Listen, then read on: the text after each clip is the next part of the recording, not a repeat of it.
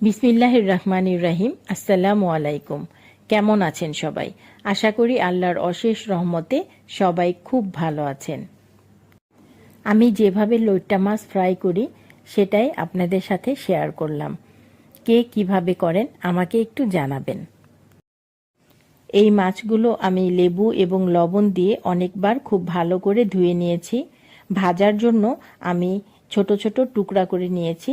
এরপর এর মধ্যে আমি দিয়েছি হলুদের গুঁড়া, মরিচের গুঁড়া, ধনিয়ার গুঁড়া, জিরার গুঁড়া, লেবুর রস, লবণ এসব দিয়ে মাখিয়ে এরপরে আমি কর্নফ্লাওয়ার দিয়েছি এবং শেষে একটু তেল এবং ডিমের কুসুম দিয়ে মাখিয়ে রেখে দিয়েছিলাম কিছু সময়।